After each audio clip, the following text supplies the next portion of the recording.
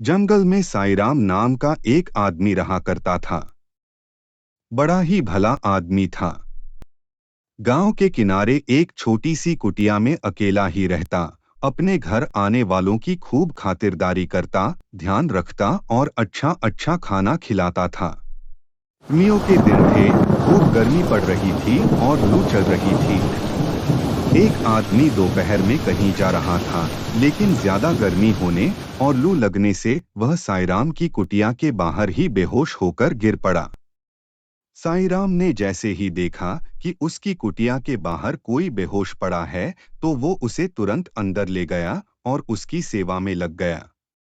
पानी पिलाया, सर पर गीला कपड़ा रखा और हाथ के पंखे से काफी देर तक हवा की, तब जाकर उसे होश आया। मैं बहुत भूखा हूँ, कृपया करके कुछ खाने को दे दीजिए। ठीक है, मुझे थोड़ा सा समय दीजिए। कुछ ही मिनट में साईराम ने बहुत बढ़िया बढ़िया ताजे पकवान खाने के लिए परोस दिए। उसने ताबड़तोड़ खाना खाया और फटाफट सारे पर पकवान चटकर गया। वह आदमी एक चोर था जो दोपहर में सुनसान देखकर चोरी करने के लिए निकला था। खाना खाने के बाद चोर को इस बात की हैरानी हुई कि साईराम ने इतनी जल्दी खाना कैसे तैयार कर लिया। महाराज जी, यह बताइए, आपने इतने कम समय में खाना कैसे तैयार कर लिया? मेरे पास एक चमत्कारी थाली है। इस थाली की मदद से मैं पल भर में जो भी जी चाहे खाने के लिए बना सकता हूँ। क्या आप मुझे वह थाली दिखा सकते हैं? मैं यह सब अपनी आंखों से देखना चाहता हूँ। साईराम अंदर गया, एक थाली लाकर चोर के आगे रखी और कहा, मुझे केले चाहिए। थाली तुरंत केलों से भर गई। चोर हैरान रह गया और उसके मन में थाली के लिए लालच पैदा हो गया। मान्यवर, क्या मैं आज रात आपकी कुटिया में रुक सकता हूँ? ठीक है। जब साईराम गहरी नींद में सो रहा था, तो चोर ने थाली उठाई और वहां से चंपत हो गया। ली चुराकर चोर सोच रहा था कि अब तो मेरी मौज ही मौज है, जो भी जी चाहे थाली से मांग लूंगा। उसने थाली अपने घर में रखी और थाली से कहा, मुझे टंगड़ी कबाब चाहिए। मगर थाली में कुछ नहीं आया। मुझे मलाई चाप चाहिए। थाली अभी खाली थी। सेब ला के दो। थाली में फिर भी कुछ नहीं आया। चोर को जितनी भी खाने की चीजों के नाम याद थे, उसने सब बोल डाले, लेकिन थाली खाली की खाली ही रही।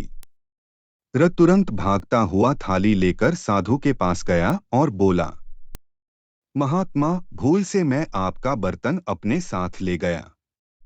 मुझे माफ कीजिए, अपना बर्तन वापस ले लीजिए। साईराम बिल्कुल नाराज नहीं हुआ। बर्तन लेकर साईराम ने उसी समय कई अच्छे पकवान बर्तन से देने को कहा और बर्तन में तुरंत वह आ गए। साईराम ने चोर को एक बार फिर बढ़िया खाना खिलाया। चोर फिर हैरान हो गया और अपनी उत्सुकता को रोक नहीं पाया। महाराज, जब यह बर्तन मेरे पास था तब इसने कोई काम नहीं किया। मैंने इससे बहुत सारे पकवान मांगे, मगर इसने मुझे कुछ नहीं दिया। भाई देखो, जब तक मैं जिंदा हूं तब तक यह बर्तन किसी और के काम नहीं आ सकता।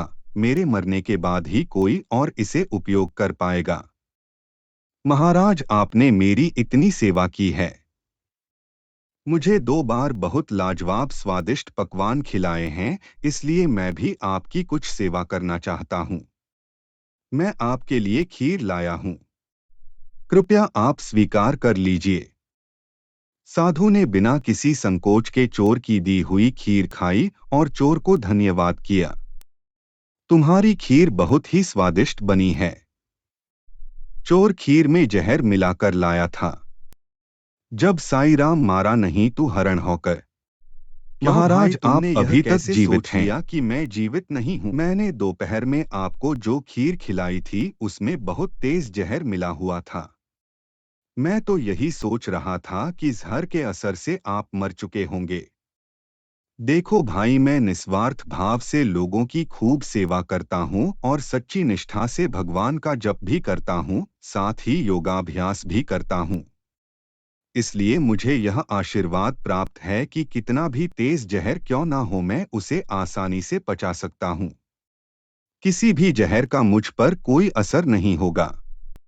महाराज, मैं तो आपको मारकर आपके पतीले का लाभ लेना चाहता था, लेकिन मेरी यह इच्छा पूरी नहीं हुई। भाई, मैं इसमें क्या कर सकता हूँ? तुम्हारी किस्मत ही अच्छी नहीं है। बोलो, अगर भूख लगी हो तो खाने का प्रबंध करूं। महाराज, मैं तो आपको धोखे से मारना चाहता था, मगर फिर भी आपने मुझसे नफरत नहीं की। उल्टा आप तो मेरे साथ बहुत अच्छा व्यवहार कर रहे हैं। यह बात मुझे बहुत ही अजीब सी लग रही है। भाई, इसमें क्या अजीब बात है? अच्छाई करना मेरी आदत है, बुराई करना तुम्हारी आदत है। तुम बुराई करना नहीं छोड़ पा रहे, मैं अच्छाई करना नहीं छोड़ सकता। तुम अपनी आदत से लाचार हो, मैं अपनी आदत से लाचार हूँ। चोर ने साईराम से क्षमा मांगी और अच्छे से जिंदगी गुजरने लगा। चोरी करना गलत बात है, इसमें आपको मेरी कहानी सुनिए मेरी जुबानी।